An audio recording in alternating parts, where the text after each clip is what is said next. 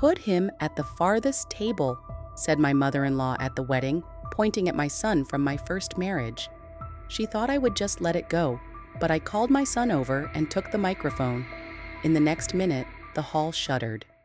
The Anderson family mansion greeted Ethan and me with a wary silence. The majestic Victorian house, surrounded by century-old oaks, seemed frozen in time, just like the woman who opened the door for us, looking as if we hadn't come at her son's invitation, but had broken in as uninvited guests. Barbara Anderson stood in the doorway like a living embodiment of this house, just as cold, flawless, and unshakable. Her gray hair was styled in a perfect hairdo, a pearl necklace gleamed in the rays of the evening sun, and her eyes were frozen with ice that, it seemed, would never melt. "Michael is waiting for you in his study," she said dryly, giving me a dispassionate glance and openly ignoring Ethan, who stood frozen behind me. "Emily, don't let the child touch the family heirlooms. Some of them are more than 200 years old." Ethan, who was 15, pressed his lips together and lowered his eyes. I wanted to hug him right there, in the marble hall filled with antique furniture and portraits of the grim Anderson ancestors watching us from the walls. But I only gently squeezed his shoulder, a gesture of support that we had practiced for years, when it was just the two of us against the whole world. "Mom, you've already met Emily and Ethan." Michael emerged from the study, his face lighting up with a smile, but I noticed tension in the corners of his eyes. "Welcome home." Home. That word sounded both like a promise and a threat. "Your rooms are in the second wing," Barbara said in a tone one usually uses to say, "Your cell is at the end of the corridor. Jane will show you, and yes, Michael, I've arranged to have your things moved to the master bedroom. You should take your father's room now that you're the head of the house." 6 months ago, when Barbara was diagnosed with heart failure, Michael was faced with an impossible choice. According to the terms of the family trust, control of the Anderson company could remain in his hands only on one condition. He had to personally take care of his mother until her last day. At the same time, Michael asked Ethan and me to move in with him, promising that we would soon become a real family. "I'll be spending more time at the main office," Michael remarked, obviously trying to ease the tension.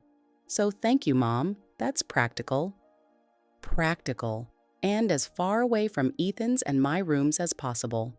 Barbara's strategy was transparent: divide and conquer. "You won't stay here long," Barbara whispered as she passed by Ethan on that first day. "People like you don't last in the Anderson bloodline." My son pretended not to hear, but his shoulders noticeably tensed. I saw how his hands trembled, clutching his worn backpack, all he had brought from our small apartment in the working-class district. For 10 years, I had raised him alone, working 3 jobs, counting every cent. Michael seemed like salvation, a chance for a normal life. But now, looking at Barbara's arrogant face, I wondered for the first time, what price would we have to pay for this stability? "Where is my pomegranate juice?" Barbara's sharp voice came from the dining room when we came down for dinner. "I asked for it to be served every evening. The doctor insists." "I'll bring it right away, Mrs. Anderson," the housekeeper murmured, disappearing into the kitchen. The enormous dining room with its 4-meter ceiling was oppressive in its magnificence. A crystal chandelier cast cold reflections on the walls, adorned with paintings in heavy frames. On the mantelpiece stood photographs, dozens of snapshots capturing Anderson family members, against backgrounds of yachts, racehorses, and university campuses. Not a single photo with a smile. The table was impeccably set, gleaming silverware with the Anderson crest, fine china, crystal glasses, 4 complete place settings, and none for Ethan. "Mom, you forgot a place for Ethan," Michael noted, frowning. Barbara raised her thinly plucked eyebrows. "Did I? I thought the boy preferred to dine earlier. In our family, children never dined with adults until a certain age." "Ethan is 15, Mom. He's not a child." "Of course," she smiled, as if agreeing with an absurd statement. "Jane, please, one more place setting." The housekeeper, who had just returned with the juice, nodded silently and left again. Ethan stood with his back pressed to the wall, and I could see him struggling with the desire to just run upstairs to his room. Over the years, I had learned to read him like an open book. Pressed lips, slightly pale cheekbones, hands thrust deep into his pockets to hide the trembling. "Sit next to me," I pulled him by the hand, feeling how tense his fingers were. "So, Michael," Barbara continued, completely ignoring the awkward pause, "the board of directors expects your report by Monday. I hope you haven't forgotten about it in the commotion of recent events." Events? That was Ethan and me, I realized. Our invasion of the perfect Anderson world. For 10 years, I had dealt with my ex-husband's abuse, my father's alcoholism, and the constant lack of money. But now, under this woman's cold gaze, I felt more helpless than ever before. When Jane returned with the tableware, Ethan awkwardly sat down at the table, gripping his fork too tightly. His fingers, accustomed to gamepads and pencils, looked out of place against the silver utensils with monograms. "In our family, boys are taught to hold a knife and fork properly from childhood," Barbara remarked, emphasizing the word our. "Posture, manners, education. All these distinguish true Andersons. Each generation of our family has contributed to the history of this city. Did you know, Michael, that your great-grandfather personally financed the construction of the city hospital?" Ethan blushed deeply, and the fork in his hand trembled so violently that he dropped it on the table. The clang of metal against china sounded like a gunshot in the deathly silence of the dining room. "It's nothing," I quickly intervened. "Everyone has awkward moments." "Of course," Barbara cut a perfect piece of meat. "But not descendants of a family that's more than 3 centuries old. Our ancestors founded this city, Michael. Remember that when you think about the future of the family." I cast a pleading look at Michael, expecting him to intervene, to defend Ethan from these veiled insults. But he just smiled awkwardly and changed the subject. "By the way, Mom, how are you feeling today? Dr. Greenberg called me." Barbara immediately put her hand to her heart. "You know how any changes worry me, and there have been so many of them lately." I caught the self-satisfied gleam in her eyes. She even manipulated her health, using it as a weapon. And Michael, who had laughed so sincerely with Ethan in our apartment, taught him to play chess, and promised to always protect him, was now silent, afraid to incur his mother's disapproval. So in Barbara's presence, he doesn't defend Ethan, fearing her disapproval, and only apologizes to me afterward. Weeks went by, and the tension in the Anderson house grew like a crack in a crystal vase, imperceptibly but inexorably. Every day, Barbara found new ways to show Ethan that he was an outsider here, and to show me that I would never be part of their noble family. One morning, when Ethan had already left for school and Michael for work, a deafening crash came from the living room, followed by Barbara's scream. I rushed to the sound and froze in the doorway. On the floor lay the shards of an antique Ming Dynasty vase, the inevitable topic of Barbara's social conversations in the first days of our stay in the house. A priceless relic, passed down in the Anderson family for 4 generations, as she liked to repeat. "Look what your son has done," Barbara hissed, pointing at the shards. Her face was distorted with rage, but something like triumph splashed in her eyes. "Ethan is at school," I replied calmly, restraining the growing anger. "He left 2 hours ago." "Then he broke it before leaving." This child is absolutely ill-mannered. This expensive vase stood here for a century, surviving wars and the Great Depression, but couldn't survive a month with your son. I knelt down, examining the shards. On the polished parquet floor were traces of heels, narrow and sharp. Ethan only wore sneakers. "This just happened," I noted. "I heard the sound from my room, and I see the traces of your shoes next to the vase." A shadow passed over Barbara's face, but she instantly pulled herself together. "You're accusing me? In my own house?" Her voice rose an octave. "Michael will know about this. He'll know how you defend your clumsy boy, instead of teaching him to respect other people's property." "Ethan didn't," But Barbara had already grabbed the phone and was dialing Michael's number. In the evening, an unpleasant conversation awaited us, where Michael, as always, tried to sit on 2 chairs, not to offend his mother and to protect us. A week later, I was looking for a book for Ethan in the library, a robotics textbook that Michael had promised. Passing by the winter garden, I heard voices. Barbara was entertaining her friends. "Awful, Barbara, just awful," one of them chirped. "And now they live in your house?" Unfortunately, Barbara sighed with the air of a martyr. Michael has always been too soft-hearted. I didn't raise that in him. She ensnared him as soon as she found out about our money. I froze, clutching the doorframe. I should have left, but my feet seemed rooted to the floor. "And the boy? Is he really as ill-mannered as you said?" "Worse." Barbara's voice became harsh. "Rude, uncouth, broke a priceless vase and didn't even apologize. But I'm doing everything to make that boy leave on his own. Michael deserves a real family, not the leftovers of someone else's marriage." I felt the blood drain from my face. Leftovers of someone else's marriage. These words rang in my ears as I tried to quietly move away from the door on stiff legs, but the floorboard treacherously creaked. "Who's there?" Barbara asked sharply. I straightened up and entered the room with my head held high. "I'm sorry, I didn't mean to interrupt your candid conversation. I was looking for a book for Ethan." Barbara's face was distorted for a moment, but she immediately put on the mask of a gracious hostess. "Emily, dear, meet my friends. Ladies, this is Michael's fiancé." Fiancé. Even this word she pronounced as an insult. "She must apologize." My voice trembled with fury. "This is going too far, Michael. First the vase, now these talks behind our backs.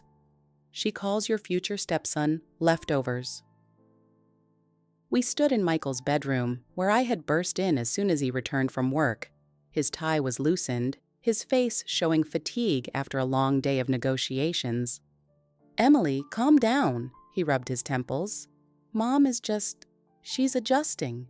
She needs time.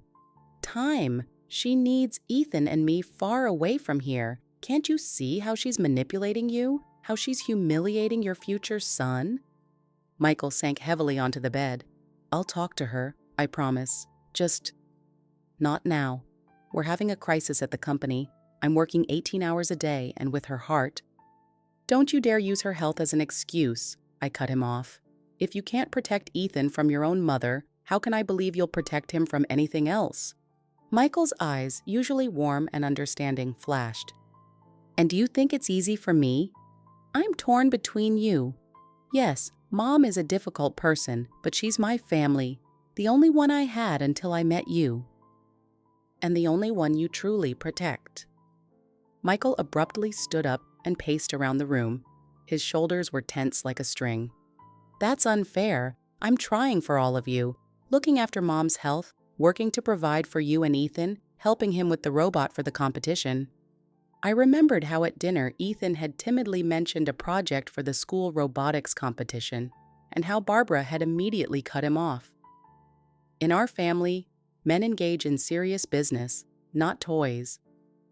Michael had been silent then, but later, when Barbara went to bed, he spent 3 hours in Ethan's room, working together on the blueprints. The hypocrisy that was wearing us all out. "I just want you to be yourself," I said quietly. "The person you become when she's not around. The one who's not afraid to laugh with Ethan at silly jokes. The one who defends what he believes is right." Michael came over and hugged me. His words tickled my neck. "I'll make it right. I swear, I'll talk to her tomorrow." But tomorrow became yesterday again, and the conversation with Barbara never took place. Lying awake at night, I tried to find a way out. Leave? Deprive Ethan of the stability he was just beginning to gain?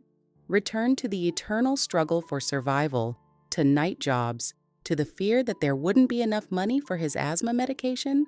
For 10 years, I had fought poverty after my divorce. And now Michael, loving, caring Michael, was giving us a chance at a normal life. If only his mother doesn't destroy everything completely. A week of cold truce passed after our argument with Michael. We communicated politely but detachedly, like casual neighbors, not a couple planning a future. Barbara seemed to enjoy this tension. At dinner, she cast triumphant glances at me and treated Ethan even more disdainfully. Perhaps we should consider another educational institution for the boy, she dropped once at breakfast. His current school has too democratic an atmosphere. Michael remained silent, burying himself in the business newspaper. Ethan, hunched over, was poking at his omelet with a fork. In the evening, I began packing our things. Not much had accumulated over these months. "What are you doing?" Michael froze in the doorway, seeing the open suitcases. "What I should have done long ago." He approached, took my hands, making me release the stack of Ethan's t-shirts. "Please don't go. I'll fix everything, I swear." "How, Michael?" I looked him straight in the eyes. "Your mother hates my son, and you're afraid to stand up to her. This won't change." "It will," he said firmly. "I spoke with her today. Really spoke, Emily. I told her that either she starts respecting you and Ethan, or I'll move out of here with you." I shook my head skeptically. "And what did she say?" "That I would break her heart, that she's an old, sick woman and wouldn't survive my departure." Bitterness flashed across his face. Then she burst into tears and locked herself in her room. Classic manipulation, but I won't back down this time. That night, Michael couldn't sleep, flipping through an old photo album. In the yellowed photos, a little boy with a lowered head stood next to his mother, perfectly straight and cold. "I've always been a project for her, not a son," he said quietly. "I hoped that someday I would earn her unconditional love if I was good enough. But now I understand, it will never happen." For the first time in all our acquaintance, I saw real tears in his eyes. 2 days later, Michael was delayed at work. I had already put Ethan to bed and was reading a book when I heard the noise of an approaching car.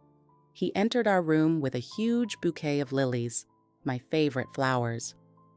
"Get dressed," he said from the doorway. "We have a reservation in half an hour." "A reservation? It's almost 11. "I know the administrator. He opened the restaurant specially for us." It was the perfect evening for a marriage proposal, a quiet restaurant overlooking the bay, candles, champagne, and Michael dropping to one knee. The ring he took out of his pocket dazzled with a perfectly cut diamond.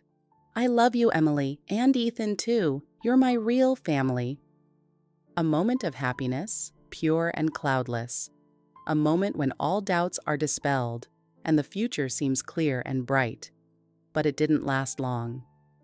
"When you officially become an Anderson, Mom will accept Ethan too," Michael said confidently as we drove home. "This will solve all our problems. You'll see, everything will change." A week passed after the engagement. Barbara reacted to the news with restraint, but since then a new feature had appeared in her behavior.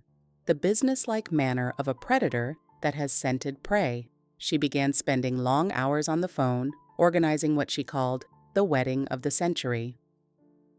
One day, passing by her office, I overheard a fragment of conversation. "James, we need to revisit the terms of the family trust." Barbara's voice sounded abrupt and cold. "Yes, special conditions that will protect the capital from encroachment." "No, Michael doesn't know the details, and shouldn't know until after the ceremony." I froze at the door. Family trust? Michael had never mentioned it, although I knew he held the position of financial director in the Anderson Company. "Of course, I don't doubt her attachment to my son," Barbara continued with icy irony, "but we must be realistic. A woman who worked as a waitress for 10 years suddenly gains access to a fortune of $80 million. It's like giving a child a box of matches." Blood rushed to my cheeks. I had worked as a waitress only for the first 2 years after the divorce until I received my accountant diploma. But Barbara deliberately distorted the facts to portray me as a fortune hunter. "The clause about custody of minors is especially important," she continued. "Yes, her son. We must ensure that he doesn't get a cent of Anderson money if the marriage dissolves." and I want a separate clause about education. I have plans in this regard. Dear, do you prefer cream or pure white for the tablecloths? Barbara sat at the table covered with catalogs and fabric samples. Although, what am I asking? Of course, white. Only it is worthy of an Anderson wedding. 2 weeks until the wedding, and each day turned into a battlefield. Barbara had transformed the preparation into an instrument of control, rejecting any of my suggestions with a polite smile and a steely gaze. Actually, I was thinking about lilac accents, I cautiously noted, as a symbol of a new beginning. Lilac? She raised an eyebrow. To budget. We're not holding a high school graduation, dear. This is an Anderson wedding. Traditions oblige. Maybe a compromise? I tried. White with silver accents? Traditions, Barbara cut off, closing the catalog. By the way, I've reviewed the guest list. Honestly, I'm not sure about your colleagues from the accounting office. The list is already too long. This was an outright lie. Half of Barbara's list consisted of people Michael barely knew, business partners, social acquaintances, distant relatives who hadn't been seen for decades. I insist on the presence of my friends, I said firmly. And by the way, where's the draft of the invitations? You promised to show it a week ago. Barbara pursed her lips, but took a card of expensive embossed paper from the folder. Barbara and Howard Anderson have the honor of inviting you to the wedding of their son, Michael Howard Anderson, and Emily Jane Clark. I ran my eyes over the text and went cold. Nowhere, not by a single word, was Ethan mentioned, as if he didn't exist. Where is my son's name? My voice trembled with rage. Why isn't there a line about him being part of the ceremony? Oh, this is just a draft, Barbara waved it off. Details can be discussed later. Ethan is not a detail. He's my family. I crumpled the invitation. Either he's mentioned as a family member, or there will be no wedding. Barbara smiled a thin, dangerous smile. Don't be dramatic, dear. Of course the boy will be present, although I don't understand why we need to emphasize past relationships. I left the room, slamming the door, with firm intention to tell Michael everything, but he was delayed at work again. A crisis with European investors required his constant attention, or so he said. I found Ethan in his room. He was hurriedly stuffing things into his backpack, face red, eyes swollen from tears. What happened? I knelt beside him. Nothing, just going to Jason's. He avoided my gaze. With a backpack stuffed with all your t-shirts? I carefully took the backpack from him. Talk to me, sunshine, please. Ethan collapsed on the bed, covering his face with his hands. I heard her. Barbara. She was talking on the phone about sending me to some boarding school in Switzerland after the wedding, that she's already picked out options. My blood froze. You must have misunderstood. No, he almost shouted. She said, after the wedding, we'll send this boy to a boarding school in Switzerland. I've already picked out several options. And then she laughed and said, yes, that will solve all our problems. I hugged him, feeling him trembling all over.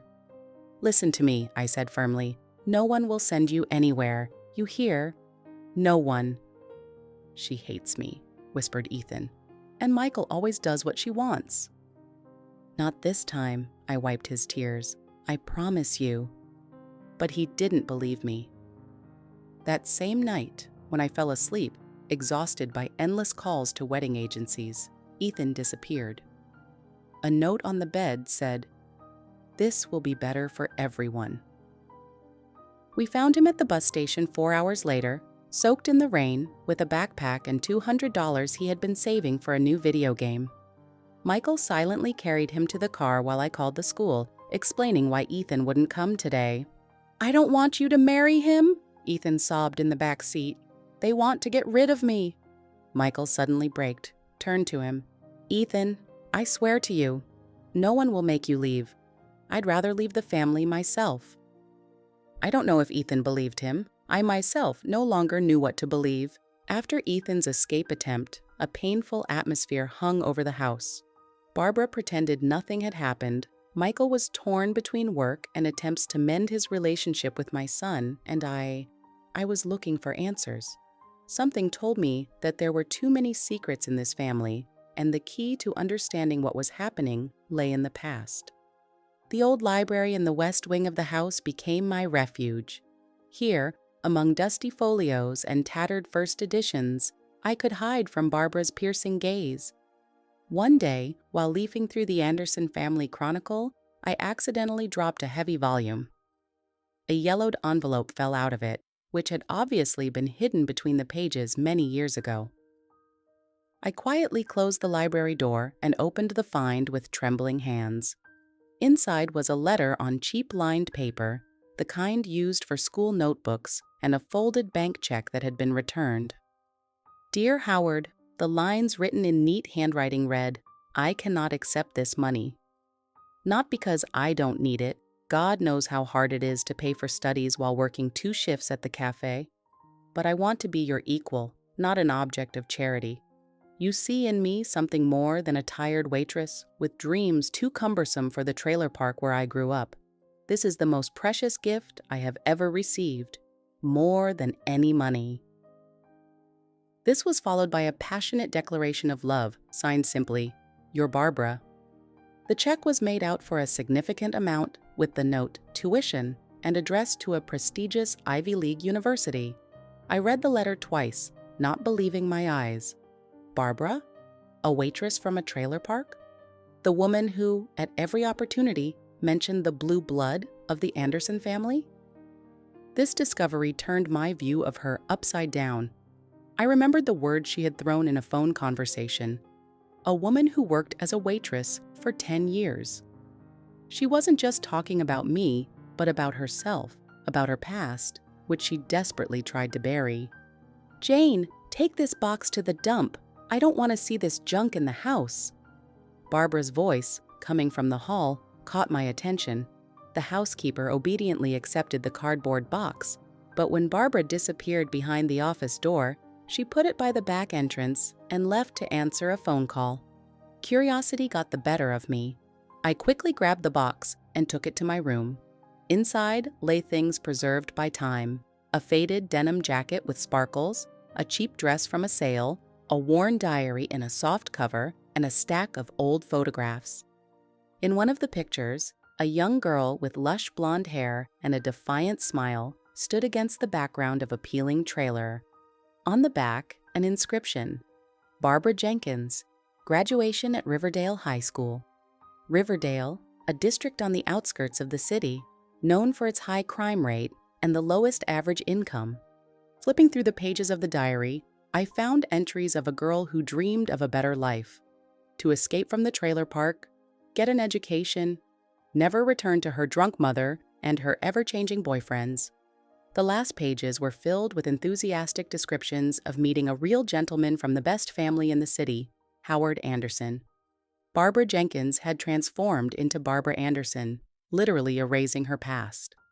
But the deeper I delved into her story, the more I recognized myself. Didn't I want the same for my son?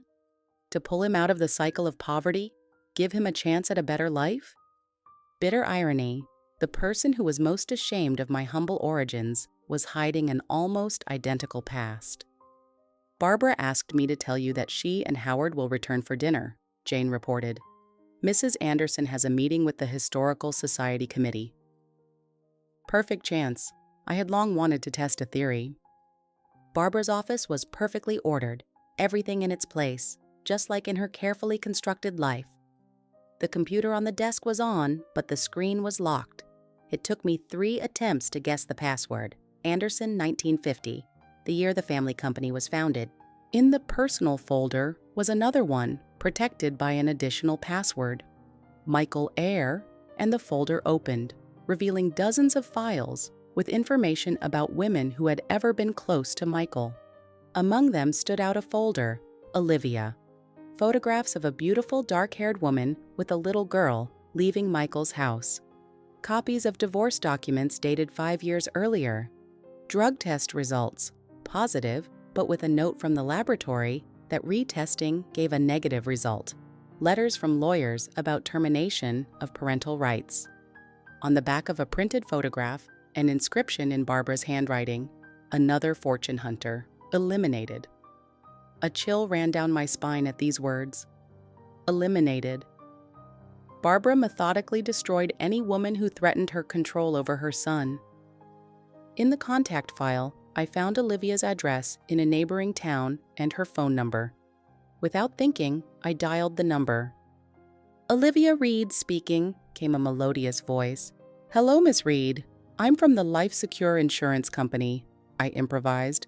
"We're updating client data. Could you confirm your address?" Of course. She named the street and house number that matched the information in the file. "And who am I speaking with?" "Sarah Johnson." I blurted out the first name that came to mind. "Thank you for confirming. Good day." I wrote down the address and hung up, feeling my heart pounding. I'd go to her tomorrow. Michael would be at a conference in Boston, and Ethan would be at school. Barbara would never know. Closing the folders and turning off the computer, I felt a strange mix of fear and determination. If Barbara had really fabricated accusations against Michael's previous women, it was quite possible that the same fate awaited me. But now I had an advantage. I knew her secret. I knew that behind the facade of the perfect lady hid a frightened girl from a trailer park, desperately clinging to her new status. Now I needed to find out what really happened to Olivia and prevent the repetition of this story with us. The town of Riverdale greeted me with pouring rain and half-empty streets, dilapidated houses, peeling paint, yards overgrown with weeds. Everything here screamed of broken dreams and hard life. I drove slowly, peering at the house numbers until I found the right one, a small, turquoise cottage with a neat flower bed at the entrance. Olivia Reed opened the door after the second ring. The first thing that caught my eye was the depth and wariness of her gaze. Dark hair gathered in a casual bun, an old cardigan thrown over her shoulders. But even in home clothes, she looked elegant. "Miss Reed?" I smiled. "My name is Emily Clark. From the insurance company," she finished coldly. "You called yesterday. Come in." The living room was small but tastefully decorated, bookshelves along one wall, a desk with sketches and art supplies along the other. On the walls, abstract paintings, clearly painted by the same hand. The sound of a children's cartoon came from the next room. "Doesn't look like you're from insurance," Olivia noted, crossing her arms over her chest. "For starters, you don't have a badge or a portfolio with documents. Who are you and what do you want?" I decided not to waste time on lies. "I'm Michael Anderson's fiancé." Olivia's face changed instantly, as if a mask had cracked, revealing pain and fear beneath it. She quickly approached the door to the adjacent room, closed it, and turned to me. "How did you find me? Did she send you?" "No." I raised my hands. "I found your address on Barbara's computer. I'm trying to understand what's happening myself." "God," she whispered. You're the next victim of this family." She sank into an armchair, squeezing the armrests so that her knuckles turned white. "Do you have children?" "A son, Ethan. He's 15. Olivia closed her eyes. "Take him and run while you still can. That woman will stop at nothing to protect her little world." "Tell me," I asked quietly, sitting down opposite her. "Tell me everything that happened between you and Barbara." It was as if a dam had burst. Words poured out in a torrent, as if Olivia had been waiting for years for the opportunity to speak out. "I met Michael at an art gallery where I worked as a curator," she began, looking somewhere through me. "He came to the opening of a contemporary art exhibition. You know, he's not just a businessman. He has a refined taste, a real understanding of culture. We started talking about expressionism and didn't notice how we talked until the gallery closed." I nodded, recognizing my Michael in her words, attentive, deep, genuine. 6 months later, we got married. Barbara ... Olivia laughed joylessly. Barbara was charm itself. She gave me an antique Anderson brooch, called me the daughter she never had.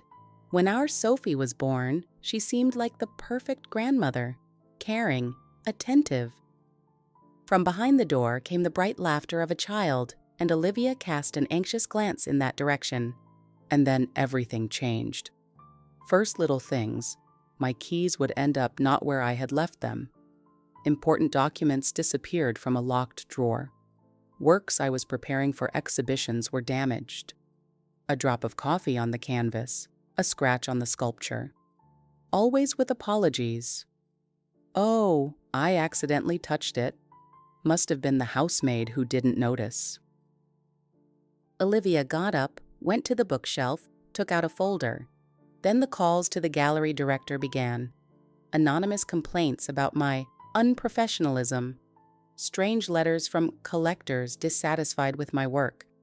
I knew it was her, but Michael. She shook her head. At first, Michael didn't believe me. He said I was too paranoid, that his mother only wished me well. A chill ran down my back. The same thing was happening in our house, small mischief disguised as accidents, and Michael refusing to see the truth. But over time, Olivia crossed her arms over her chest, as if protecting herself from painful memories. Over time, Michael began to notice, started asking questions. Several times he even took my side in arguments. Barbara clearly didn't like that, and her attacks intensified. "What happened next?" I asked quietly. "The culmination was that evening," Olivia continued, opening the folder. "A charity dinner at the Andersons' house. Sophie stayed with the nanny. Michael and I returned late. Barbara offered tea before bed. I went to the ladies' room, leaving my purse in the living room. When we were leaving, the police stopped us at the gates. An anonymous call about drugs?" Olivia handed me the police report. They found a packet of cocaine in my purse. I had never used drugs in my life, Emily. Never. But at that moment, it didn't matter.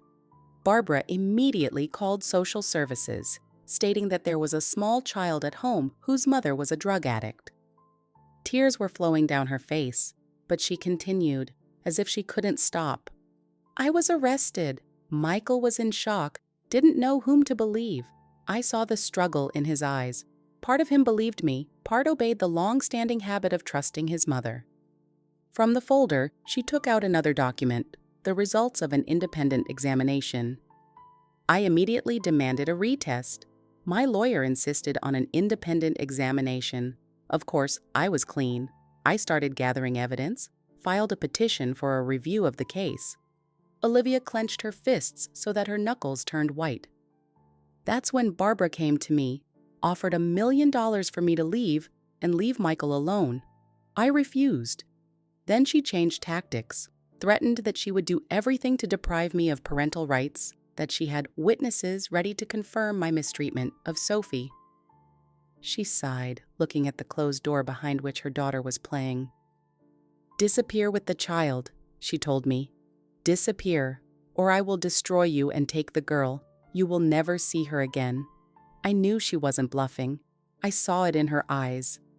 Olivia approached the window, looked at the street for a long time before continuing. "That same night, I packed the most necessary things. Sophie and I disappeared.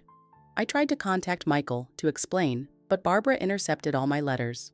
She spread the story that I had kidnapped the child out of insane jealousy, that I was dangerous to them." She turned to me, and in her eyes I saw a mixture of pain and determination.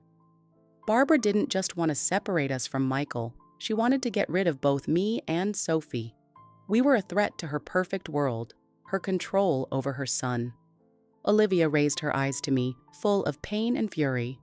"Sophie doesn't remember her father. She was too small, but I kept their photos, told her about him, only the good stuff, without all this nightmare."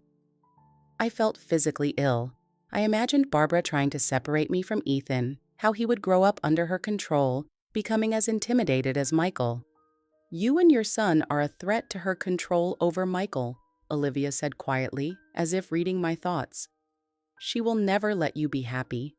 The question is only in what way she will get rid of you." I drove home in a stupor, barely noticing the road. Olivia seemed sincere. Her documents appeared genuine. But the most convincing thing was the fear in her eyes. Not played, not made up, but real, deep fear of a person who had lived through a nightmare. I knew I couldn't tell Michael about this meeting, not now. He didn't believe Olivia then, he wouldn't believe me now. I needed irrefutable evidence and, possibly, an ally within the family. When I returned to the mansion, it was already dark. Michael hadn't yet returned from Boston, Ethan was sitting in his room, and Barbara, fortunately, was dining at a friend's house. I went to my room, feeling like a ghost in this huge house full of others' secrets. A knock on the door came around midnight, quiet, almost timid. On the threshold stood Howard Anderson, a tall, stooped man with deep-set eyes and slightly trembling hands. "May I come in?" he asked, looking over his shoulder. "I need to talk to you, Emily." Howard was an almost invisible figure in the house. He usually dined in his office, avoided family events, and existed on the periphery of Anderson life. A quiet, closed man, the shadow of his domineering wife. "Of course, Mr. Anderson." I stepped back, letting him in. "Call me Howard." He entered the room, carefully closing the door behind him. "I know you met with Olivia Reed today." My breath caught. "How did you—" "Barbara has her ways of finding out what's happening around her," he said quietly, sitting in the chair by the window. "She always controls the situation." Icy fear squeezed my heart. She destroyed 2 of Michael's previous fiancés. I can no longer stay silent, watching her do the same to you and the boy. Howard went to the window, looked out, as if expecting to see surveillance there. "You've learned a lot in recent days, haven't you? Found the letter in the library? Checked Barbara's computer? How do you—" "I've been watching you for a long time, Emily. You're smart. And more importantly, you truly love my son." He smiled sadly. "And your boy, Ethan. Good kid. Reminds me of Michael at his age, before Barbara broke his spirit." Howard took an envelope from the inside pocket of his jacket and handed it to me. "Here, take a look." Inside were old photographs. Young Barbara in a waitress uniform with a tray in her hands, smiling at the cafe's visitors. Barbara at the entrance to a cheap trailer. Barbara and a very young Howard on a university yard, she in a simple cotton dress, he in an expensive suit. "Barbara was a waitress in a cafe near the university," Howard began quietly. "I fell in love with her energy and ambition. She dreamed of escaping poverty, getting an education, becoming someone. At first, Barbara was proud of her past, her strength that allowed her to survive. But after the wedding, everything changed. She began to be ashamed, created a myth of noble origin." He sank into the chair, and I noticed how his fingers trembled. "She became obsessed with status, position in society, afraid that someone would learn the truth, that they would stop respecting her. This obsession turned into a mania, especially when Michael was born. She wanted him to be the perfect heir to the dynasty, untainted by her past." Howard took a bottle of pills from his pocket, swallowed one, washing it down with water from a glass on the nightstand. "I built the company from scratch, you know. I was a decent engineer, patented several inventions. But after our second child was stillborn, I fell into a severe depression. Barbara initially supported me, but then—" He shook his head. "Then she started giving me sedatives. More and more. I turned into a shadow, and she took control of the company, our life, Michael." He fell silent, looking at his hands. I didn't protect Michael when he was a child, stood and watched as she broke him. When he didn't meet expectations, she would lock him in a room for days, refuse to talk to him, or worse, she would make me punish him, watching with that icy smile of hers. I was afraid that without Barbara, I wouldn't be able to raise him properly. I was too weak. I put my hand on his shoulder, feeling how he flinched at a simple human touch. "You're not weak, Howard. You're here, taking risks for us." "Too late," he sadly shook his head. "Too late for me, but not for you and Ethan. not for Michael. She plans to send your son to a boarding school right after the wedding. All the documents are already signed, and then she'll work on destroying your marriage." Howard leaned closer, his voice becoming even quieter. "The only way to defeat Barbara is to deprive her of her weapon. Her weapon is the shame of her past, the fear of losing her position in society, and the family money she manipulates." He took a flash drive from his pocket. "Here are documents about secret accounts she opened in her name, money withdrawn from the company, evidence of falsification of documents in Olivia's case. Study them. They will help you protect yourself and Ethan." I stared in shock at this man who had lived for decades under the yoke of fear and had finally found the strength to resist. "Why are you helping us?" Howard smiled weakly. "Because since you appeared in this house, Michael has started smiling again. Really smiling, like in childhood before she broke him. And your boy, he reminds me of myself in my youth. I don't want him to go through the same things I did." We talked until dawn, developing a plan. A plan to save not only our family, but Michael himself, from the invisible chains his mother had wrapped around him. When Howard was leaving, he lingered at the door. "Be careful, Emily. And remember, sometimes to preserve love, you need to go through the pain of truth." The wedding day was approaching, and the doubts only grew. At night, I lay awake, considering options. Leave? Take Ethan and start all over somewhere far from here? Olivia's story and the documents on Howard's flash drive painted a frightening picture of the future that awaited us in the Anderson family. But fear wasn't the only reason for my hesitation. Over these months, I had truly fallen in love with Michael. Not for his wealth or position, but for the kindness he had preserved, despite everything. For how he knew how to listen, how he laughed at silly jokes, how he helped Ethan with the robot for the competition. "I can't lose you," Michael whispered one night, embracing me. "You and Ethan are the best thing that's happened in my life." And I made a decision, not to run, but to fight. For us, for Ethan, for Michael, even for Howard, this broken man with a glimmer of dignity in his eyes. In the commotion of pre-wedding preparations, Ethan and I hardly saw Michael. Barbara occupied every minute of his time with meetings, consultations, fittings. It seemed she deliberately created a schedule that left him no opportunity to be with us. The day before the ceremony, Michael unexpectedly appeared in Ethan's room, where we were trying to cope with a stubborn tie. "I have something for you," said Michael, handing Ethan a small box with the Anderson crest. Inside lay cufflinks, antique silver with sapphires, clearly a family heirloom. "These are the cufflinks my grandfather wore at his wedding," Michael said quietly, "and his father before him." Ethan froze, not daring to touch them. "But I'm not an Anderson." "You will be tomorrow," Michael said firmly. "At least for me, you're already part of the family." I knew these cufflinks were kept in Barbara's safe, who had more than once mentioned that she was waiting for true heirs of the family. Michael had gone against her will, taking them without permission, his quiet rebellion. There was a sharp knock on the door, and Barbara appeared on the threshold, impeccably dressed, with an icy gaze. "Michael, the lawyers are waiting in the office. We need to sign the documents before the ceremony." "What documents?" he asked, not moving from his place. "Standard pre-wedding formalities, marriage contract, amendments to the trust." I felt everything inside go cold.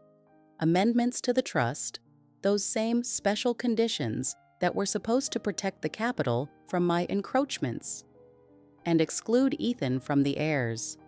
To my surprise, Michael didn't budge. "I told you I won't sign any amendments." Barbara's face turned to stone. "You don't understand what you're doing. After the wedding, it will be too late." "I understand perfectly. Ethan will be my son by law, and I want him to have the same rights as any other member of the family."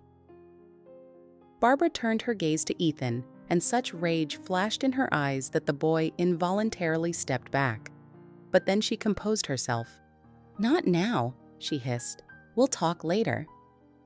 After she left, Michael hugged Ethan tightly. "Don't be afraid of her. Everything will be different now, I promise. For the first time, I believed that he really could protect us.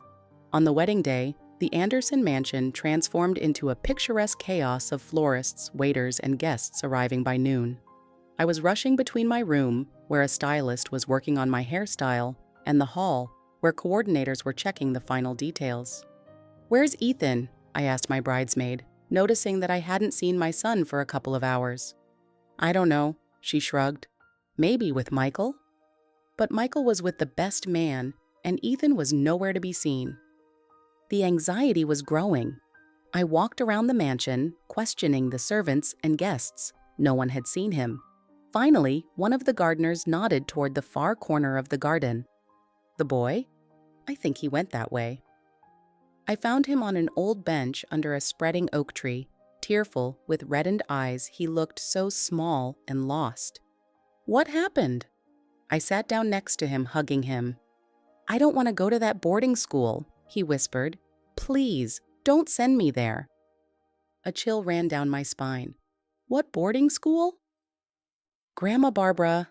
She said that after the wedding, I'll be sent to a boarding school in Switzerland, that it would be better for everyone, that I—" His voice broke. "That I'm in the way of your happiness." Fury rose in me like a hot wave. I hugged my son tightly. "You're not going anywhere. Never. You hear? This is our home, and you're my family. The most important thing in my life." "What's going on?" came Michael's voice. He stood a few steps away from us, impeccable in his tuxedo. "Emily?" "Ethan."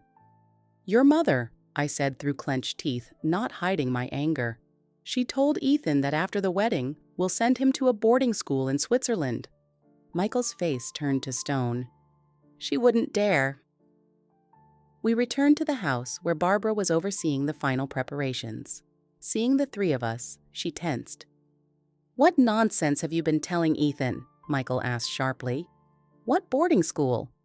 Barbara straightened up, giving her face a mask of offended dignity. "I was just discussing possible education options with him. An elite school in Switzerland is a privilege, not a punishment. You told him we would send him there right after the wedding, that he's in the way of our happiness. Don't you think the boy is being too dramatic?"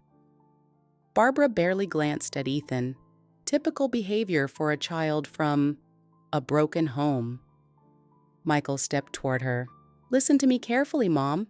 Ethan stays here. He's part of our family." "Our family?" Barbara snorted contemptuously. "The Andersons have built their name for generations, and you want to dilute the blood with this mistake from a casual affair?" A deafening silence fell in the room. Ethan's face turned white, and I instinctively shielded him, but Michael had already stepped forward. "Forget your notions of blood purity." His voice rang with fury. "If you ever again insult Ethan or Emily, I swear I'll take them and leave here forever." For the first time, I saw in Barbara's eyes not cold calculation, but real fear. "You won't do that. Remember the trust, the company." "To hell with both. Choose, Mom. Either you accept my family entirely, or you lose your son." At that moment, the priest arrived, and the coordinator nervously reported that guests were already taking their seats in the hall. The ceremony passed as if in a fog. I remember the beautifully decorated hall, the solemn music, the tears in Ethan's eyes when he handed us the rings. But most of all, I remember Barbara's face, stone-like, with tightly compressed lips and fury seething under the mask of social propriety. As I pronounced my vows, looking into Michael's eyes, everything seemed simple and clear. Only love mattered. Our love for each other, for Ethan, for the family we were creating despite everything. But at the wedding banquet, the tension returned with new force. Barbara seemed to decide to ignore the open confrontation and behaved like a gracious hostess. Only her eyes betrayed the storm raging within. The moment of truth came when the guests headed to the tables. I saw Barbara take the steward aside and whisper something to him. Coming closer, I heard her words. "Seat him at the farthest table," she pointed at Ethan, "next to the cousins. Children are better seated separately." This was the last straw. Months of humiliation, fear, manipulation, everything boiled up in me like an irresistible lava. I approached the main table, where Michael, his parents, and several honored guests were already seated. I took the microphone for the first toast. The hall fell silent. "Ethan," I called. "Come here, son. Your place is next to us." All eyes turned to the boy, who uncertainly rose from his chair at the far table. He slowly approached, and I put my arm around his shoulders. "I know that many here consider Ethan and me unworthy of the Anderson name." My voice was surprisingly calm. "That we are fortune hunters. But the truth is that not everyone here was born with a silver spoon in their mouth. Isn't that right, Barbara?" All eyes turned to my pale mother-in-law. "Yes, I know your secret. I know that you grew up in the Riverdale trailer park, that you worked as a waitress to pay for your education. And you know what? There's nothing shameful in that. I also had to work a lot to raise my son."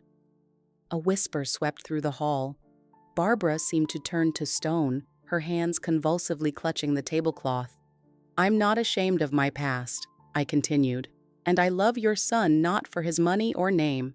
I love him for the person he has become despite everything, and I hope that someday you'll be able to love Ethan not for his origin, but for what a wonderful boy he is." There was a deathly silence in the hall. I saw the shocked faces of the guests, Howard's proud look, Michael's encouraging smile. And then Barbara clutched at her heart, her face contorted with pain. She tried to stand, but her legs gave way, and she fell from her chair. "Call an ambulance!" someone shouted, and chaos erupted in the hall. While the medics were providing first aid, Michael held Ethan and me tightly. And at that moment, despite the chaos around, I knew I had done the right thing. We had finally become a family. The ambulance took Barbara away with flashers and siren, a symbolic finale to the wedding that was supposed to be the beginning of a new life. Pale Howard went with her in the car, while Michael, Ethan, and I remained among the bewildered guests. "I'm so sorry," whispered Michael, squeezing my hand tightly. "No," I shook my head. "Don't apologize. I knew what I was doing." We spent the night in the hospital, in a cold waiting room.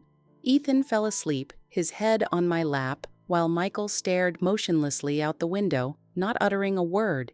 His face expressed such a storm of emotions that I didn't dare to break the silence. Toward morning, a tired doctor came out to us. "Acute heart failure, provoked by severe stress. We've stabilized her condition, but she'll need serious treatment." "Can we see her?" asked Michael. "Only immediate family," the doctor replied, strangely pursing his lips. However, Mrs. Anderson especially emphasized that she doesn't wish to see. He faltered, glancing at me. Anyone except her husband. Now I understood the source of his awkwardness. Barbara had managed to tell the medical staff her version of what happened. "We'll return home," Michael decided. "Prepare everything for her return." At home, there was the chaos of post-wedding destruction, half-eaten dishes, overturned glasses, scattered flowers. Ethan and I silently began cleaning up, while Michael called relatives with news about his mother's condition. Barbara was discharged 3 days later. Howard came to pick her up by car, and we prepared her room, filled the house with flowers, a desperate attempt at reconciliation after everything that had happened. But Barbara didn't return that day. Neither Howard nor she answered Michael's calls. "This is strange," Michael frowned, dialing his father's number again and again. Perhaps she decided to rest in the country house? We got the answer the next morning when a delivery service arrived at the mansion with a huge bouquet and an envelope. Inside lay a note written in Barbara's elegant handwriting. "You chose them instead of family. Now live with the consequences. The locks have been changed. You'll receive documents from the lawyers." Michael didn't believe it until he made sure the keys really didn't fit the front doors. His mother had kicked us out of the house on the first day after being discharged from the hospital. "It can't be," he muttered, pulling the door handle. "She can't just throw us out." But she could, and she did. We rented a hotel room while Michael tried to contact the company's lawyers. All his calls were transferred to secretaries. None of the leadership wanted to speak with him directly. This is some kind of madness. He threw the phone aside after another fruitless call. My personal account is frozen.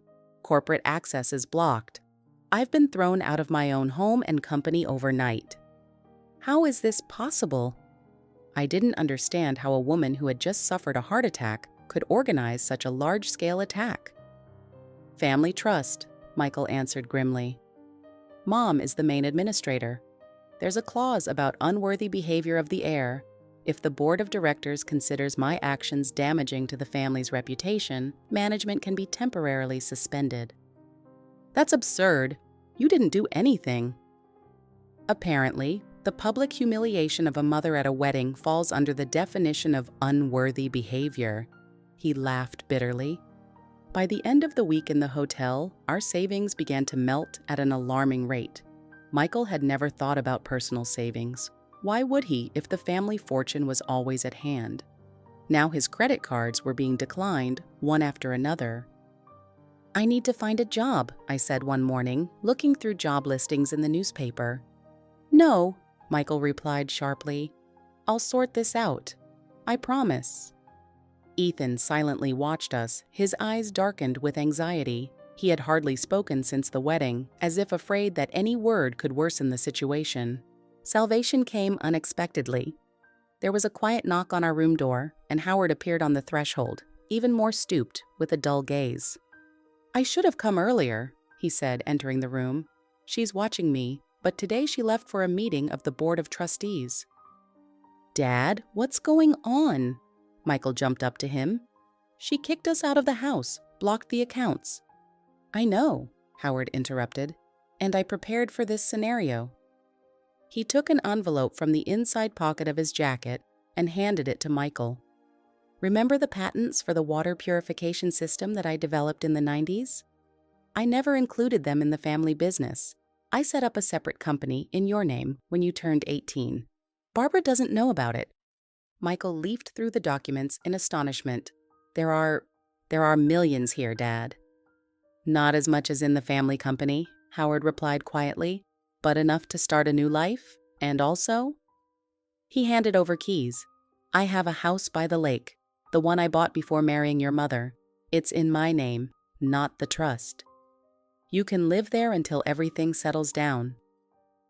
The lake house was exactly what we needed, a quiet refuge away from the city, from Barbara, from painful memories, a simple wooden structure with a wide veranda and a pier.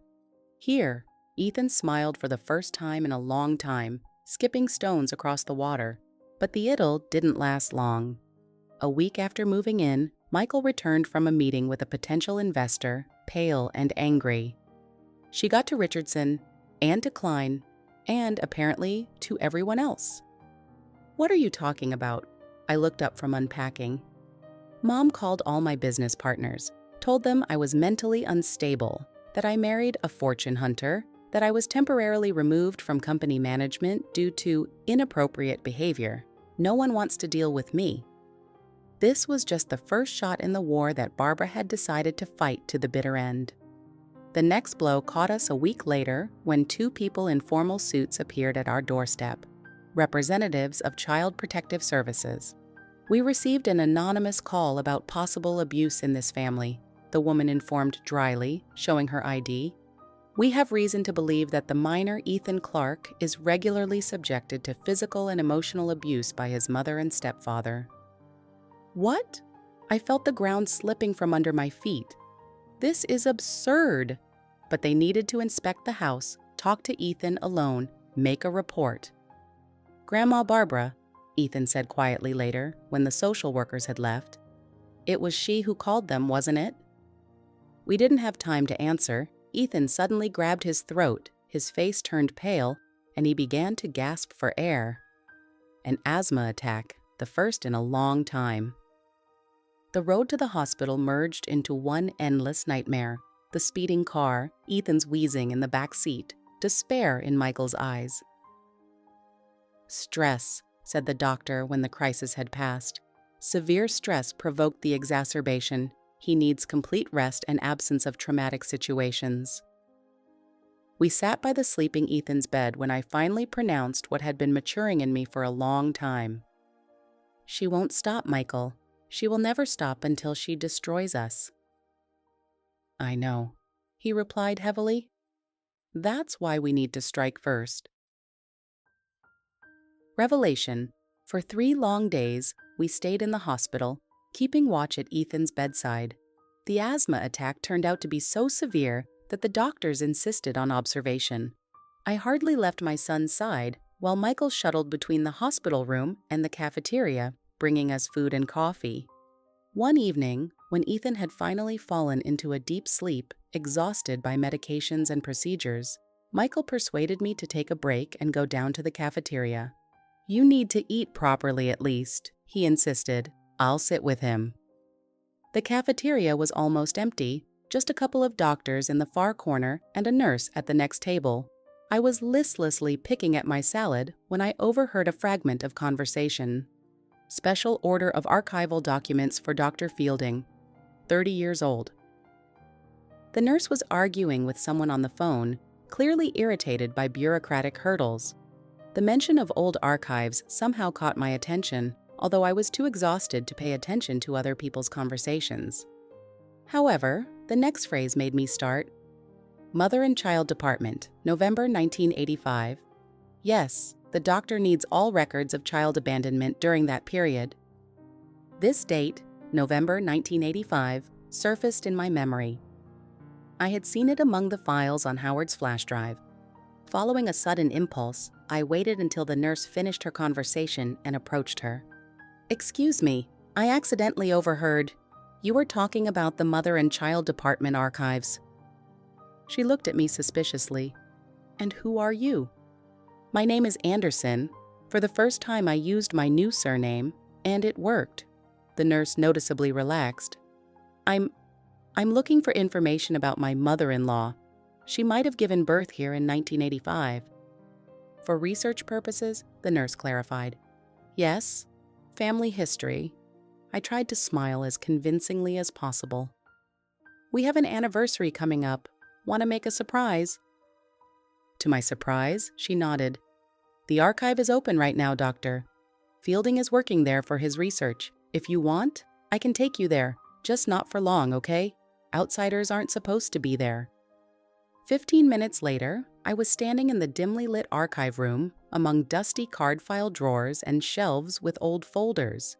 Elderly Dr. Fielding, immersed in his notes, only nodded absently when the nurse introduced me as a family history researcher. Left relatively alone, I headed to the section with birth records for 1985. My heart was pounding like crazy as I searched for the November folders. Finally, I found what I was looking for, a thin folder marked Jenkins B. and dated November 4th, 1985. Inside were standard maternity ward forms filled out by hand. Jenkins Barbara, 19 years old, first birth, girl, 7 pounds 3 ounces. I was flipping through the documents when suddenly I came across a form that took my breath away. Declaration of Parental Rights Waiver.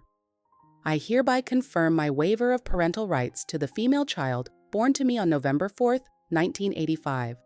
I understand that this decision is final and cannot be reversed. The child will be put up for adoption."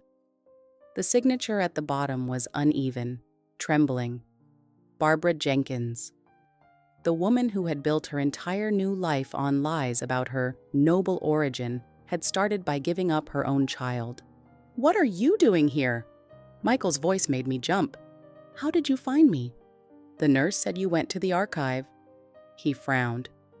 "Ethan woke up and was asking for you." "Look," I handed him the folder. "I found something about your mother." Michael silently read the documents, his face growing paler with each page. "She had a child," he finally whispered, "before me, and she gave it up." I nodded. "A girl. And you know what's strangest? In the newborn's health records, there's mention of signs of respiratory sensitivity. Early symptoms of asthma, Michael, like Ethan's." Michael stared at the photograph of young Barbara attached to the file, the pale, frightened face of a very young girl, so unlike the cold mask we were used to seeing. "We should return to Ethan," he finally said, "and then we'll decide what to do with this information." A week after Ethan was discharged from the hospital, when he had already recovered enough and returned to school, Barbara appeared on the doorstep of our lake house. I was hanging laundry in the backyard when I heard the sound of an approaching car. She looked impeccable, as always, an elegant sheath dress, pearls around her neck, hair styled to perfection. Only her eyes betrayed inner tension, cold, wary. "Hello, Emily," she said almost politely. "Do you have a minute to talk?" "Michael isn't home," I replied, crossing my arms over my chest. "I know. The conversation is just between us women." Something in her tone made me wary. I invited her onto the veranda, and I secretly turned on the voice recorder on my phone, placing it on the table between us. "Beautiful place," Barbara remarked, surveying the lake. "Although, of course, not what Michael is used to." "He's not complaining." "For now," she smiled. "It's a nice illusion, thinking that a man who grew up in luxury can long be content with this." She waved her hand over the modest furnishings of our house. I remained silent, waiting for her to get to the point. "I have an offer, Emily," Barbara finally said. "A business offer. Name your price." "I beg your pardon?" "Your price." She leaned toward me across the table. "Leave Michael, and I'll provide for you and your son for the rest of your lives. College for the boy, a house in a decent neighborhood, monthly allowance, whatever you want." I felt the heat of anger rising to my face. "You think you can buy me?" "I think I can offer you and your son a better life than languishing here." Her voice became harder. "Think about the boy, Emily. His asthma requires expensive treatment. Michael is unemployed, his accounts are blocked, company shares are frozen. How long will his little reserve fund last? A year? 2? I love Michael." "Perhaps," she shrugged indifferently, "but love doesn't pay bills for treatment and education. 5 million, Emily. Think about it." I looked at this woman and for the first time saw real fear behind her facade. She was afraid of losing her son, afraid of her secrets being exposed, afraid that her carefully constructed world would collapse. "No," I said firmly. "Your money doesn't interest me." Barbara's face contorted. The mask of politeness fell away. "Then perhaps you'll be interested in what my private detective has found out about your past, dear daughter-in-law." A chill ran down my spine. For 10 years, I had tried to bury my past, to protect Ethan from the truth about how far I had to go to provide him with treatment and a normal life. "Dancer at the Blue Lotus nightclub," Barbara pronounced with pleasure. "Quite revealing outfits, judging by the photographs. What will Michael's friends say when they learn that his wife stripped for money?" I clenched my fists. "I never provided intimate services. I danced to pay for Ethan's medicines after his father left us without a penny." "Oh, I'm sure society will appreciate your noble motives." Her smile became predatory. "And what about your father, dear?" 3 convictions for fraud. Last released from prison only 5 years ago. Such an interesting family history." I swallowed hard. I hadn't seen my father since I was 16, when I ran away from home after another of his drinking bouts and scandals. The last time I heard from him was when he tried to borrow money from me for a ticket home. I refused and changed my number. My father has long not been part of my life. "But part of your DNA," Barbara parried. "What do you think? Will Michael be happy when he learns that his wife is the daughter of a criminal and a former stripper?" "He knows everything about my past," I lied, looking her straight in the eyes. "And he accepted me as I am." For a moment, Barbara looked disconcerted, but quickly regained her composure. "Then, perhaps, Ethan will be interested in this information.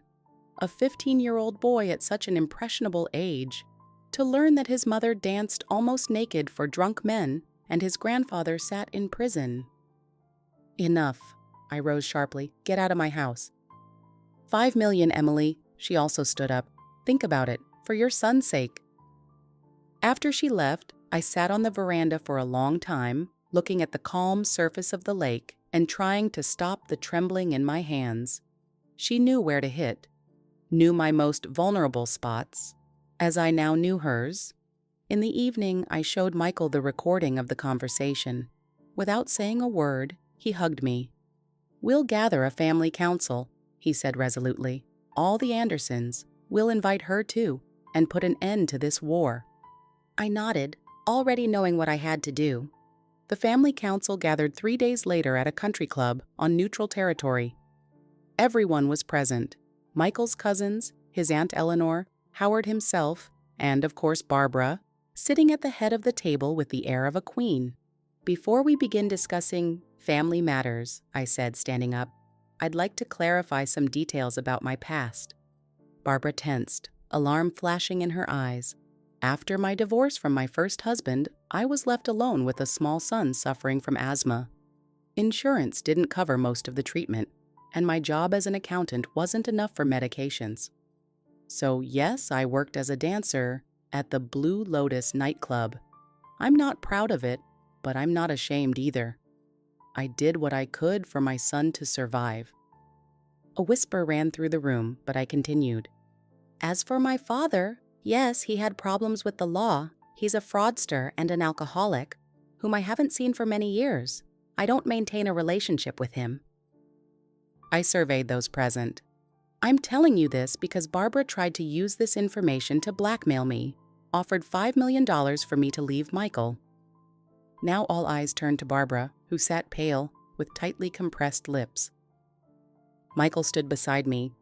"I love this woman and her son. They are my family, and I will no longer allow anyone, even my own mother, to interfere in our lives." He placed a folder with documents from the hospital archive on the table. "I also want you to know the truth about my mother, about how before meeting my father, she had a daughter whom she gave up for a better life, about how she created a myth about her noble origin, ashamed of her past." There was a deafening silence in the room. Barbara sat motionless, like a statue, only her eyes betraying the storm of emotions inside. "I don't condemn her for this," Michael added quietly. "Everyone has the right to make mistakes, but I won't let her destroy my family because of her unprocessed traumas and fears." Howard, who had been silent all this time, suddenly rose. "I support my son. All these years I've been silent, allowing Barbara to control our lives. That won't happen anymore." Barbara looked at us all with a hunted gaze and for the first time looked truly defeated. After the family council, a strange lull set in. Barbara seemed to disappear from our lives, stopped calling, didn't appear in public. Even her faithful allies from the board of directors kept silent. Michael was reinstated in his rights to manage his share of the family company, though many doors still remained closed to him. "She won't give up so easily," Howard warned, visiting us at the lake house. "I know Barbara. She only retreats to deliver a new blow." We were on alert, but life gradually entered a peaceful course. Ethan returned to school, now without fear that he would suddenly be sent to a Swiss boarding school. He even started smiling again, that open, carefree smile that I hadn't seen since we moved into the Anderson mansion. An ordinary Tuesday didn't foretell any trouble. I was working on a project for a new client. My accounting firm was beginning to gain momentum when the phone exploded with a call. "Mom!" Ethan was choking with tears. "Mom, she's here. Grandma Barbara." My heart sank. "Where are you?" I was already grabbing the car keys. "At school, empty chemistry classroom. She's showing me some documents, saying that you and Michael want—" The call cut off. I called Michael, briefly explained the situation, and rushed to the school, exceeding all conceivable speed limits. In the school corridor, I was met by an agitated secretary. "Mrs. Anderson, your mother-in-law took Ethan from class, said it was a family emergency. She had permission on the school form." "Forgery," I said through clenched teeth. "Where are they?" "In the chemistry lab, second floor." I flew up the stairs, my heart pounding like crazy. Voices came from behind the closed door. I froze, listening. "You're a smart boy, Ethan." Barbara's voice sounded soft, almost affectionate. "You must understand, your mother will never truly be happy with the burden of a son from her first marriage." "That's not true," Ethan's voice trembled. "She loves me." "Of course, dear." Barbara's sigh was full of false sympathy. "All mothers say they love their children, but look at these documents. Look at what she discussed with the director of that Swiss school behind your back." I flung the door open and burst into the classroom. Ethan was sitting at a laboratory table with some papers in front of him.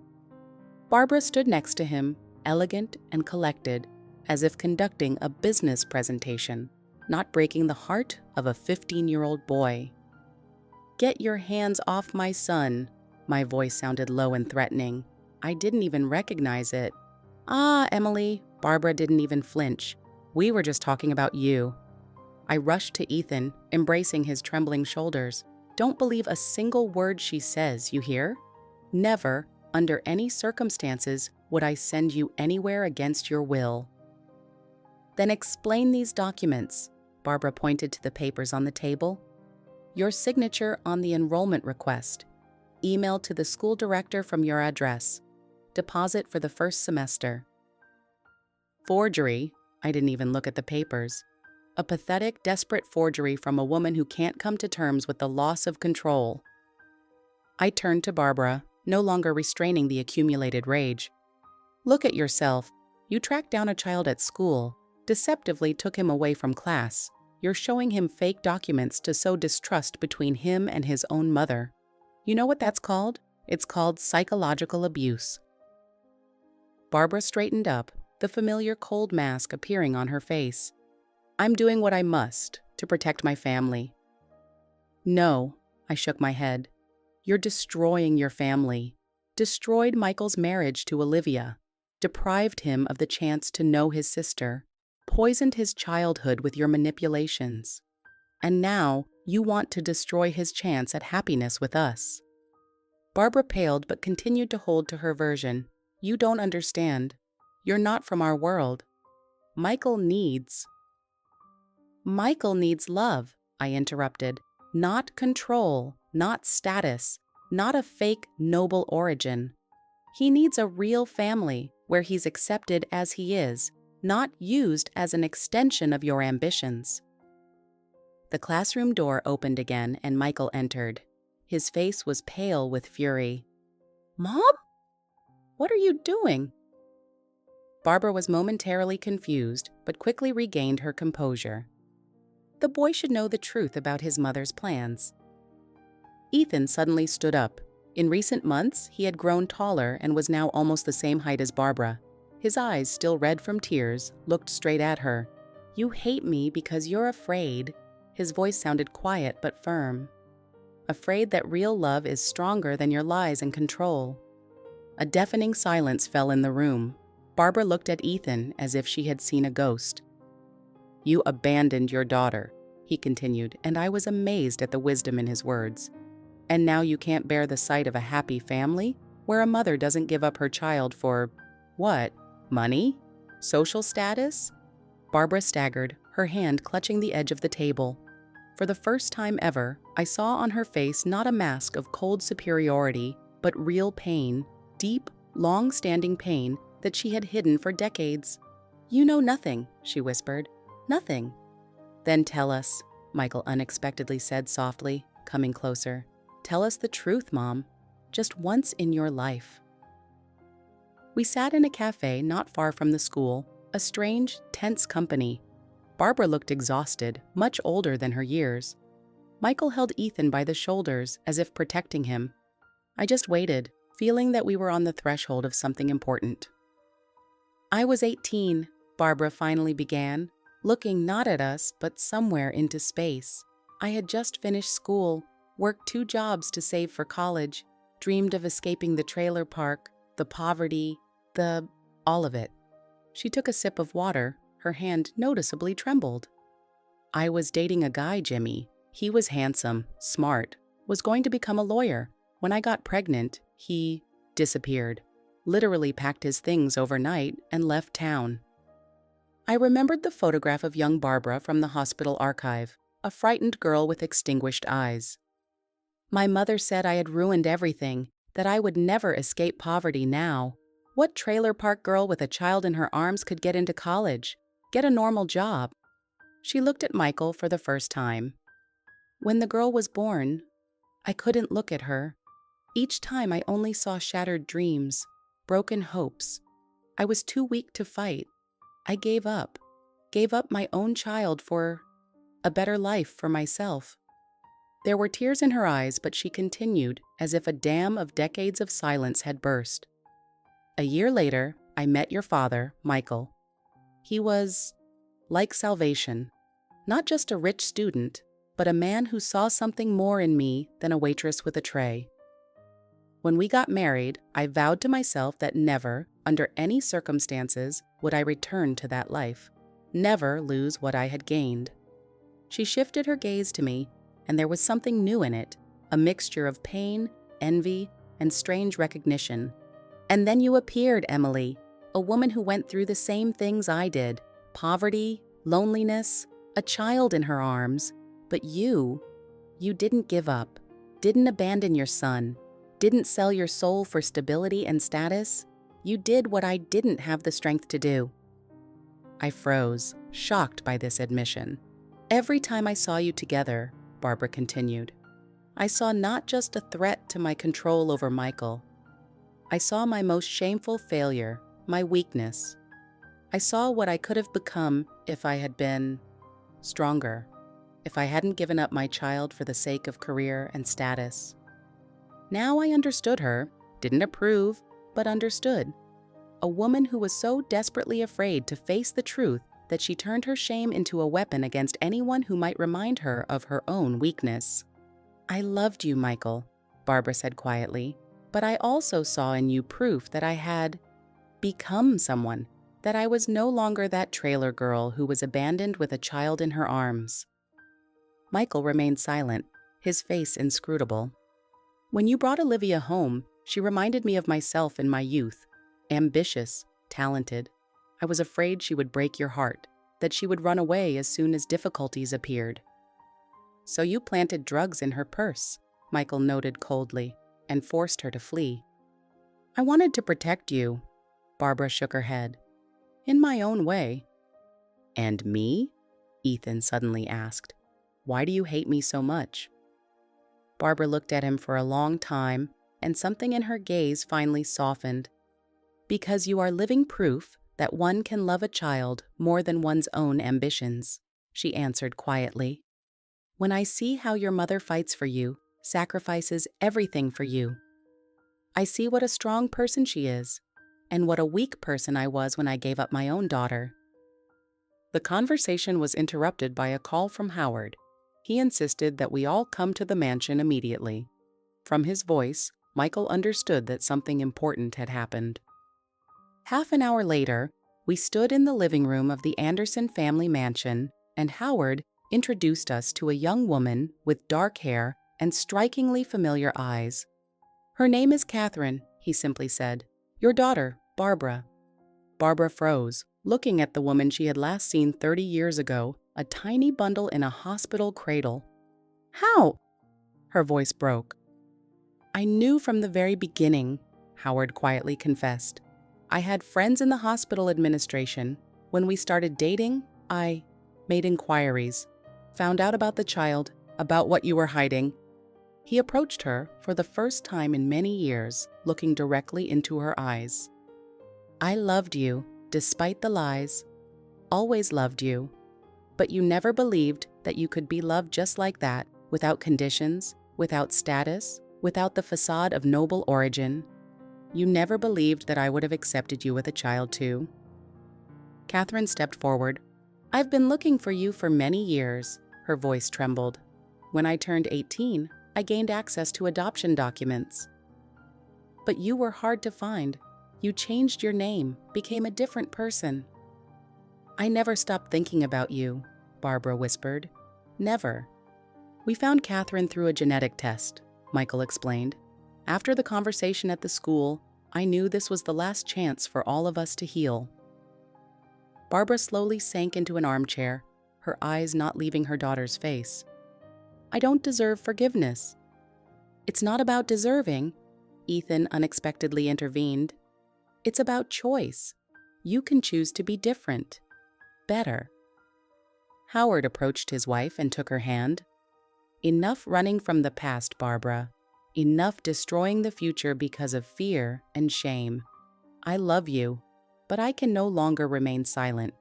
Either you accept our new family entirely, Michael, Emily, Ethan, Catherine, or I'm leaving."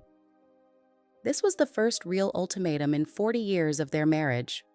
Barbara looked at us, at Michael holding my hand, at Ethan standing next to us, at Catherine, her lost and found daughter, at Howard, the man who had loved her despite everything. "I'll try," she said quietly. "I really will try." A year passed since that day in the school classroom, which became a turning point in our lives. We were sitting on the terrace of our new home, not as luxurious as the Anderson mansion, but spacious and bright, filled with our own memories, not the ghosts of someone else's past. Michael was starting the grill, preparing for the family dinner. Ethan was helping him, enthusiastically telling him about a new robotics project. He had grown over the year, not only physically, but also internally, became more confident, calmer, happier. "Howard's car," Michael noted, looking at the driveway. I nodded.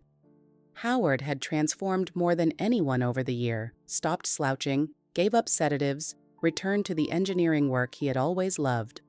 A month ago, he opened a charitable foundation to help single mothers, a kind of atonement for years of silent complicity in Barbara's manipulations. "They're early," I looked at the clock. "Still an hour until dinner." Not only Howard and Barbara got out of the car, but also Catherine with her husband and their 7-year-old daughter Lily, a giggly girl with eyes strikingly similar to Barbara's. "We brought dessert," Barbara announced, climbing onto the terrace. "Homemade apple pie." She looked different, simpler, softer. Gone was the desperate need to demonstrate status, the perfect facade. Therapy, which she began shortly after our confrontation, was slowly returning her to the woman she could have become without fear and denial. "Ethan, help Grandma with the pie," Michael asked, and my son nodded, approaching Barbara without a trace of former tension. Over the past year, a real miracle happened. A special bond gradually formed between Ethan and Barbara. He became the only one who truly understood her fear of being abandoned, her need for control, her distrust of the world, perhaps because he had experienced something similar with his father, who left without looking back. "How's your project coming along?" Barbara asked, passing the pie to Ethan. "Great," he beamed. "Mr. Jenkins says that if everything works out, we'll win the national competition." Barbara smiled, a real, not fake smile. "I have no doubt. You have Howard's engineering talent." "And Anderson's stubbornness," Howard added, winking at his grandson. Grandson. Now he openly called Ethan his grandson, without any reservations. Catherine came up to me, putting her arm around my shoulders. "How are you?" "Holding up?" "Better than one might expect," I smiled. Her gaze dropped to my slightly rounded belly. "Do you know who it will be yet?" "A girl," my voice softened. "Michael wants to name her Olivia." Catherine nodded understandingly. We all knew that Michael still felt guilty about how his first marriage ended.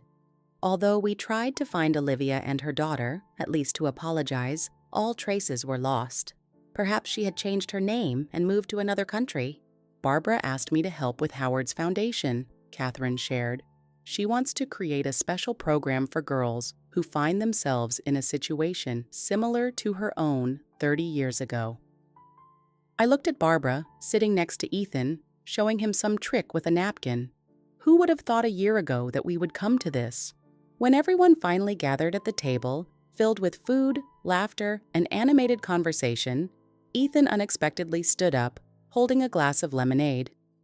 "I want to make a toast," he announced, and everyone fell silent. "To a real family, where there is room for forgiveness, acceptance, and love capable of healing even the deepest wounds." We raised our glasses, looking at each other, So different, with a complex past and a difficult path to each other, but still, a family, a real one. To family, Barbara echoed, and for the first time, there was neither fear nor bitterness in her voice. Only hope. If you enjoyed the story, please support it with a like and comment.